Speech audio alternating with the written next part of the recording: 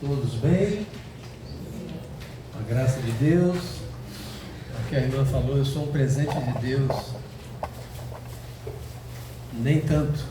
Nós todos somos presentes de Deus em família, entre amigos e numa assembleia como essa.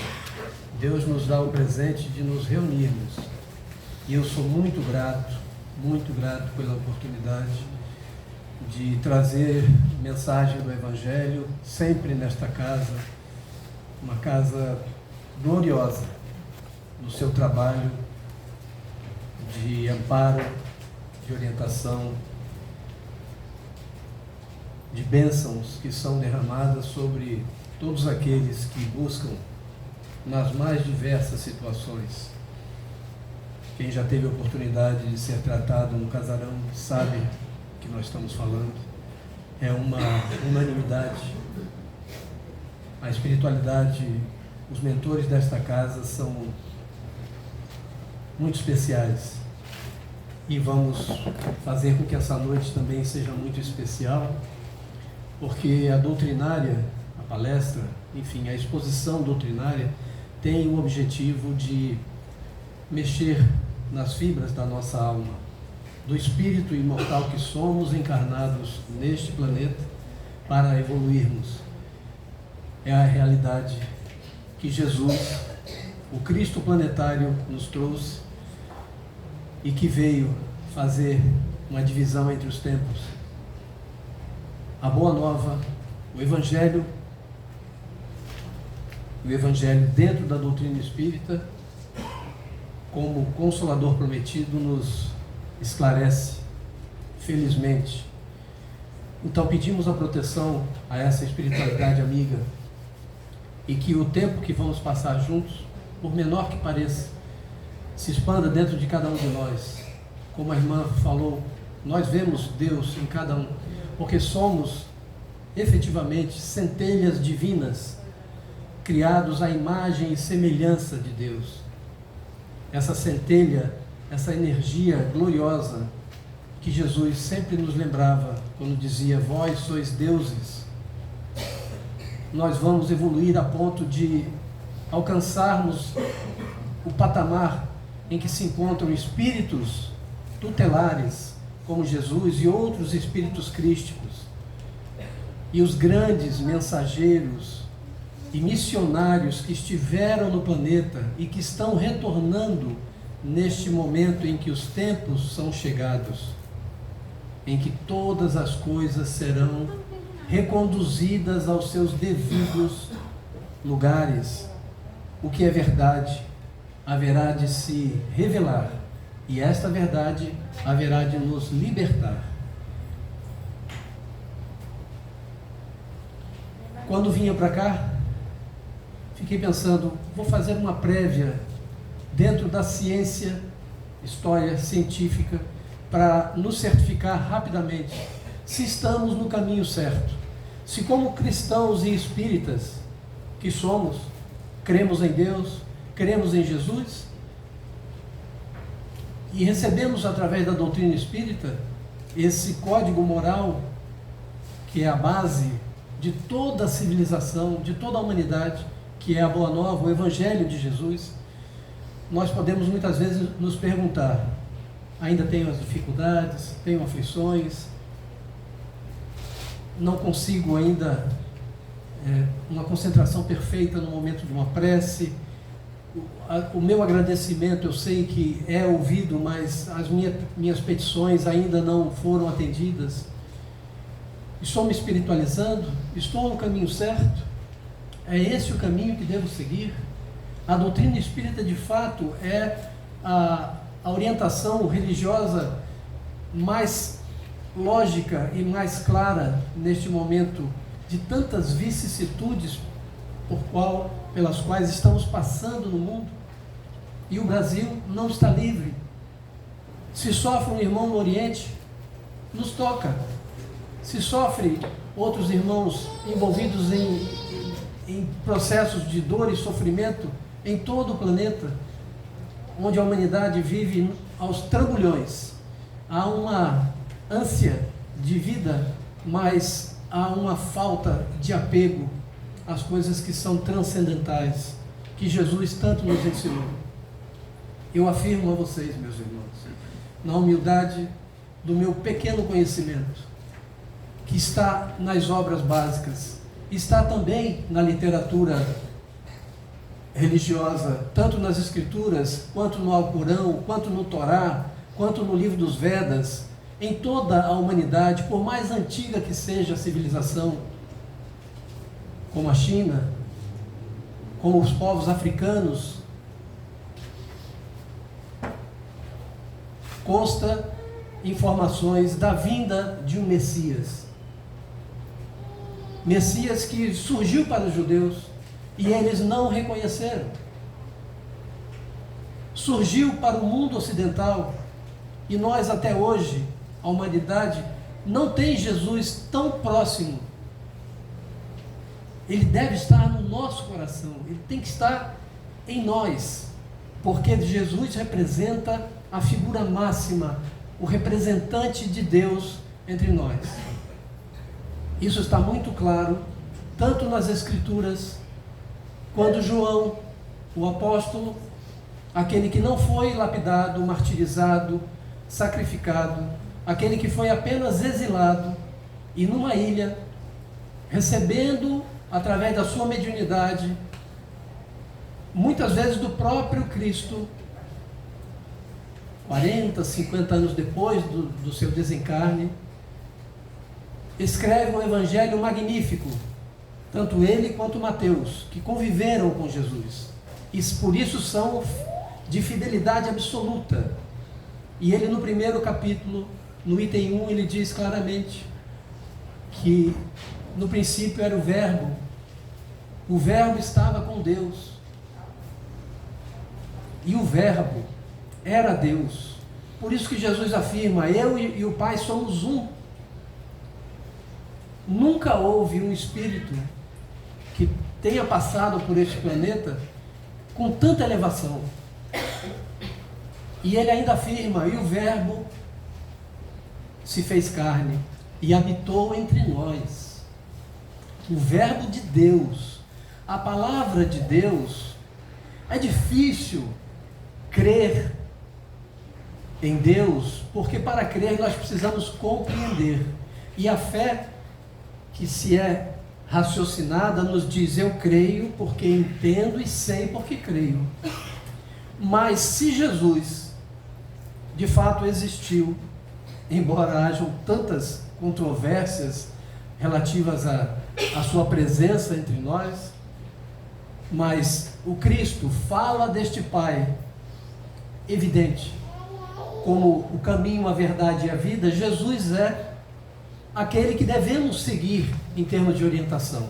Muitos mensageiros e missionários passaram pelo planeta, todos sem exceção foram enviados em missões especiais pelo próprio Cristo planetário. Quem afirma isso? A literatura.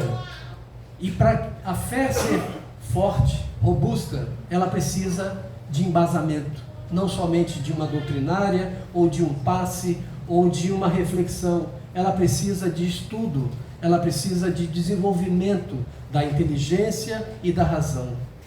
Jesus veio para isso. E esse desenvolvimento está nas obras. Nós sabemos hoje que somos imortais. Alguns séculos atrás, tinha-se uma dúvida muito grande sobre isso. Embora todas as civilizações e estas religiões que hoje comportam a humanidade em 80% ou mais são espiritualistas, como nós somos. Cremos numa vida após essa. Só que nós vamos um pouco mais além. Eu creio numa outra vida, onde a minha individualidade permanece. Sei quem fui, sei de onde vim, sei para onde vou. A irmã falou agora dos nossos entes queridos. Essa página 358 faz parte das preces, da coletânea de preces, em que a gente faz preces por os nossos entes queridos. Agora, dia 2 de novembro, nós tivemos essa experiência. E o que a doutrina nos fala? Podem ir, no cemitério. Não querem ir? Não precisa ir, ore em casa. Não existe uma obrigação, não existem rituais. Há tão somente uma claridade, uma informação muito perfeita. Todos esses missionários que, sendo politeístas ou deístas, ou acreditavam num só Deus ou em vários deuses, todos eles foram encaminhados pelo Cristo. Todas as civilizações que passaram e que ainda haverão de passar, porque a Terra permanece, é um planeta jovem. Então, esse preâmbulo é para dizer que Jesus se apresentou na codificação da doutrina espírita. Ele afirma que retorno ao Pai, mas vos enviarei um Consolador. Consolador significa algo que nos consola, mas nos orienta, nos explica, tira as dúvidas, fortalece a fé, ampara. Não à toa ele afirma, Jesus afirma, venham a mim, todos vós que estáis aflitos e sobrecarregados, eu vos aliviarei. Esse alívio nós encontramos hoje mais rapidamente, de uma forma mais objetiva, através da doutrina espírita. Então, se você escolheu a doutrina, mesmo ainda mantendo certos critérios de religiosidade do catolicismo ou de qualquer outra religião cristã, não importa. Eu afirmo, nessa pequena parcela que eu posso dizer para vocês, que nós estamos no caminho certo. Jesus é o Verbo de Deus. Ele vive, assim como vivem todos aqueles que partiram, que são nossos entes queridos, por quem nós choramos, por quem temos saudade, aqueles que nos deixaram e que nós temos como perda. Não perdemos ninguém. Eles vivem. E essa afirmação do Cristo, ela se torna perene, eterna. Nós iremos nos encontrar. Jesus, nas suas máximas, ele traz a humildade como a virtude mais fundamental para cada um de nós. A irmã falou de mansidão. Para ser manso e pacífico é preciso ser humilde, pobre de espírito, como Jesus dizia. Não é possível ser manso e pacífico sem humildade. Um orgulhoso não é manso e pacífico. Não é verdade? A primeira situação se exaspera. As virtudes divinas estão em nós. Graças a Deus. Elas estão em nós. Elas precisam ser regadas. Elas precisam ser revisitadas diariamente. Jesus orava. Jesus orou nos últimos momentos da sua vida em liberdade, mas ele orava muito antes. Orava com frequência. Vamos seguir os exemplos de Jesus, vamos orar mais. Mas eu não consigo, não tenho uma concentração, me vêm as preocupações na mente, eu não consigo orar logo que acordo, que é uma orientação da doutrina, porque já acordo com a preocupação do trabalho, da atividade, das preocupações, dos compromissos. Não consigo orar quando vou deitar, porque estou muito cansado. Sacrifício. Quebrar a zona de conforto. A oração não precisa ser uma oração classificada entre as obras de oratória. É um pensamento, é uma palavra, são gestos do bem. Daí o Cristo planetário, que faz parte de uma equipe magnífica de espíritos de elevado teor, de desenvolvimento espiritual, capazes de falar com o próprio Deus. Eu sempre gosto de dizer isso, porque isso está na doutrina e eu acredito que Jesus falava com Deus encarnado, muito mais em espírito. Ele está com Deus, o Verbo está com Deus, mas ampara este mundo de provas e expiações, aguardando o nosso comportamento, o nosso retorno, porque nós falamos muito no retorno de Jesus. Quem mais precisa retornar ao caminho do Cristo somos nós, porque nós temos as nossas dificuldades, nós temos os nossos defeitos, nós sabemos quem somos, não muito, mas nós sabemos onde podemos melhorar. Jesus, na oração dominical, ele demonstra, e eu gosto sempre de dizer isso, ele demonstra, além da inteligência suprema, muito próxima, e nessa interligação com o próprio Deus, ele tem uma simplicidade no falar, no abordar as nossas misérias morais. Quando ele fala do Pai, de crer em Deus, ele fala das belezas, da grandeza da criação, e que somente um ser soberanamente grande e sábio seria capaz de gerar toda a beleza que há na natureza e há em cada um de nós. Nós somos, no físico, na parte física que nos é concedida através dos nossos pais materiais, através do DNA e através dos fluidos que são trabalhados pela espiritualidade, num processo de gestação, que é um verdadeiro milagre, entre aspas, é explicado pela ciência, mas é algo milagroso. Nós somos um espírito criado por Deus. Nós fomos gerados num determinado momento, no tempo e no espaço. E Jesus nos conhece individualmente. Olha a grandeza desse ser. Aquele que afirmou: não vim destruir as leis, vim tão somente explicá-las. Hoje elas são explicadas. A doutrina espírita, o Evangelho de Jesus explica. E a doutrina explica mais ainda. O meu reino não é deste mundo. É para nos alertar de que nós estamos muito ligados às questões mundanas e devemos abraçar as questões de ordem moral, sentimental, desenvolver sentimentos de verdade, sairmos desse atavismo, do primitivismo dos instintos.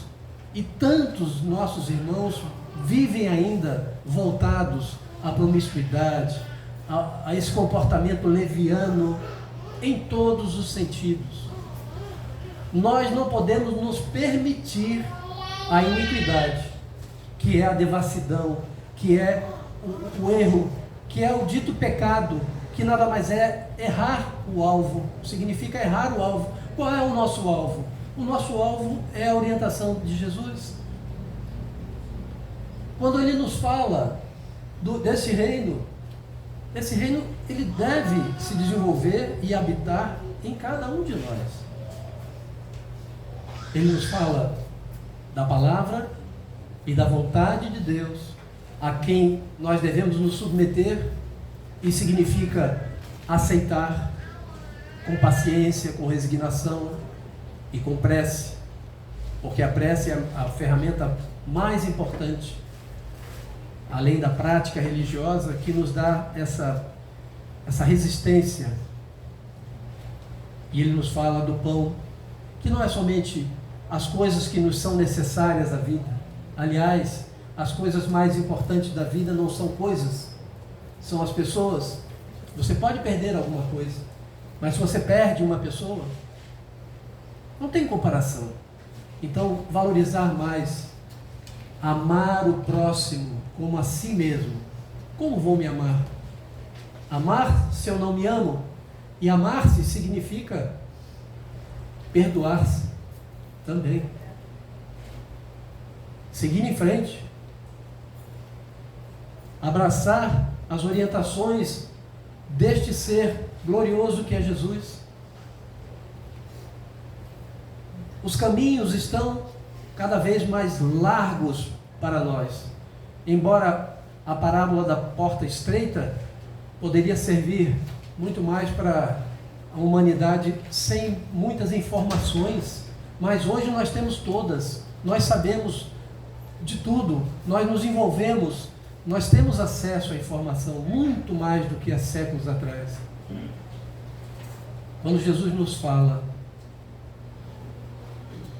do perdão, aí eu vou tomar liberdade e vou ler para vocês o que está no capítulo 11.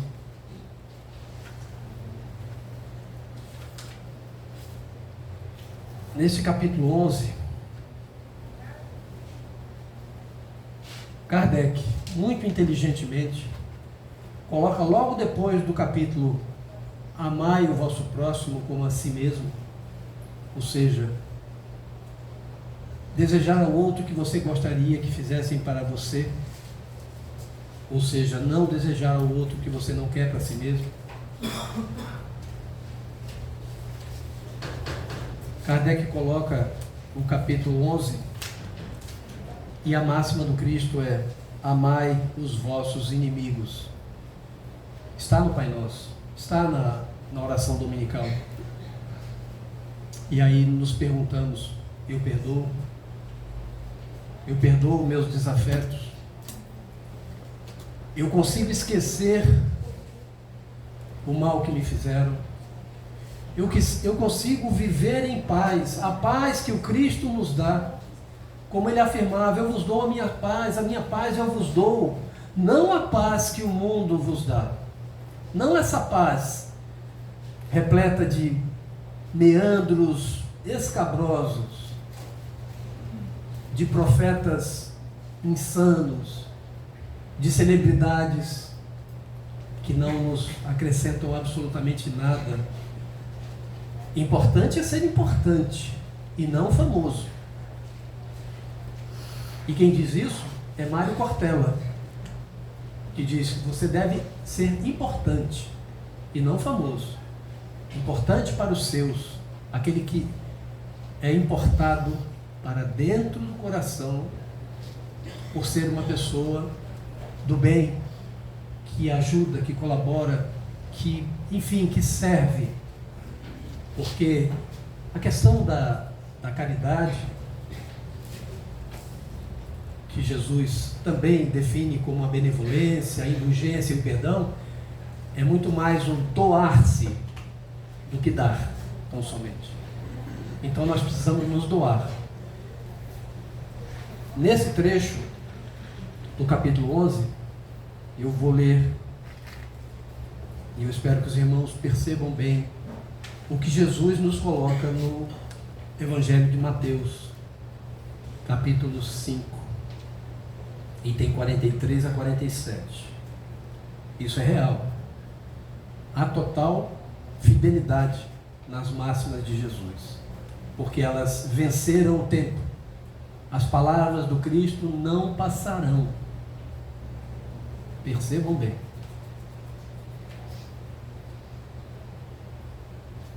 Aprendestes o que foi dito: amareis o vosso próximo, odiareis os vossos inimigos.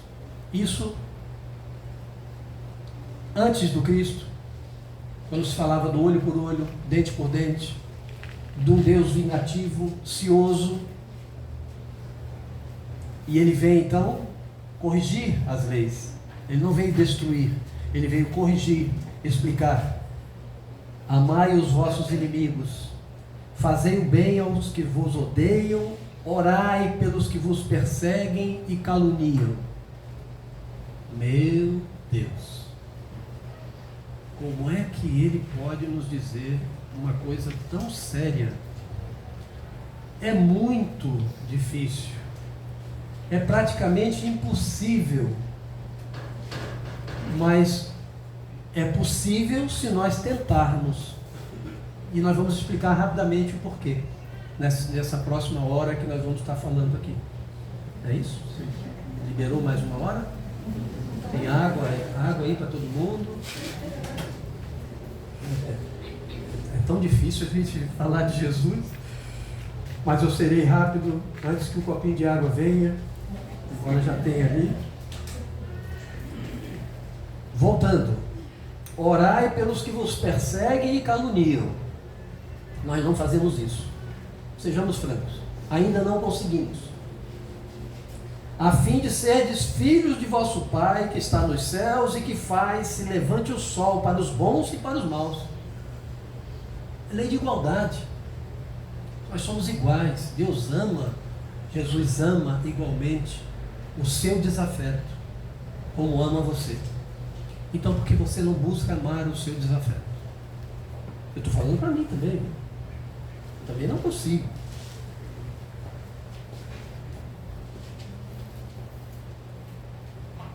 Porque se amardes os que vos amam, qual será a vossa recompensa? Ou seja, é fácil. Amar quem nos ama é muito fácil. Não procedem assim também os publicanos, fariseus e etc.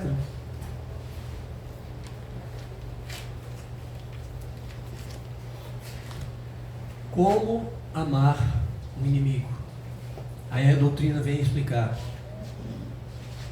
Não é amar, não é ter para com aquele seu desafeto, aquele que lhe caluniou, maltratou, melindrou, criou um constrangimento, falseou, traiu. Você vai ter o mesmo amor por alguém que é leal, honesto com você? Evidentemente que não. Somente Jesus foi capaz de fazer isso, só, mais ninguém. Alguns dos seus missionários, em seu processo de gloriosa missão, como Francisco de Assis, Irmã Dulce, a gente está sempre citando eles. Pelo menos esses dois eu procurei ler um pouco sobre a história deles. Mas é plenamente impossível, mas nós precisamos tentar. E essa possibilidade vem com a educação dos nossos sentimentos. Porque ter para com aquele que é um desafeto, o mesmo amor que você tem por alguém que você ama, por alguém que com você tem uma relação afetiva, que contribui para o seu crescimento moral e espiritual, é diferente. Mas o desafeto também contribui para o seu desenvolvimento moral e espiritual. Como? Colocando cada um de nós no processo da prova ou da expiação, enfrentando aquelas dificuldades e trabalhando as virtudes que estão em nós. Virtudes divinas, que são a benevolência, a indulgência, esse processo de perdão, que é a compreensão do estágio evolutivo do outro. Como que eu posso lidar com isso? Temos um exemplo, o próprio Cristo. Então, lidar com essa questão dentro da oração dominical, nós falamos magnificamente bem em conjunto quando oramos, mas nessa passagem nós precisamos refletir mais. Porque se ainda temos algum desafeto, se ainda temos alguém com quem temos dificuldades, e o próprio Jesus, em uma das suas máximas, que foram tantas, um ensinamento perfeitíssimo, que serve para toda a humanidade, ele diz: reconciliai-vos com os vossos inimigos, enquanto estáis a caminho. Que caminho é esse? Nesta existência. Porque essa existência é única. Esta é única. Teremos outra, como já tivemos outras. Mas esta é a nossa tábua de salvação. É uma delas. Nós temos que nos agarrar e lembrar. Esse meu desafeto, ou eu fui a causa, ou ele foi a causa. Eu preciso compreender esse processo e começar a orar para que essa situação de revanchismo, de ódio, rancor, mágoa, saia de mim. Que esse veneno que eu estou bebendo, imaginando que quem vai morrer é ele, eu pare com isso. É impossível amar a Deus e ao próximo guardando sentimentos de vingança contra quem quer que seja. E a perpetuidade da vida neste processo de múltiplas existências vai nos colocar em situações de recuperação, de resgate nas próximas com a mesma pessoa. Por isso que o Evangelho nos diz: faze, Senhor, que a morte não nos surpreenda, guardando nós no coração, ou seja, no íntimo do nosso ser, nenhum sentimento contrário à caridade, contra quem quer que seja. Vamos agilizar esse processo. E eu digo isso para mim também, porque esse processo envolve família, envolve amigos, envolve parentes distantes, envolve inclusive irmãos que já partiram. Não é verdade? E que num processo do desencarne, de alguma forma, nos veio uma reflexão. Nós somos seres bons, nós somos seres divinais, não somos cruéis. Nós que nos reunimos em nome do Cristo Jesus, nós temos o bem como fundamento da nossa existência. Vamos abraçar o Cristo, vamos conviver mais com Ele, vamos orar mais. E a prece, por incrível que possa parecer, ela nos aproxima de Deus, ilumina os nossos caminhos e nos faz vencer obstáculos inimagináveis.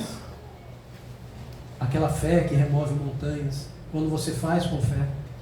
Esses obstáculos que são muito maiores do que montanhas, que são processos antigos que estão em nós não sabemos quem fomos, que carga, que bagagem nós estamos trazendo de outras existências.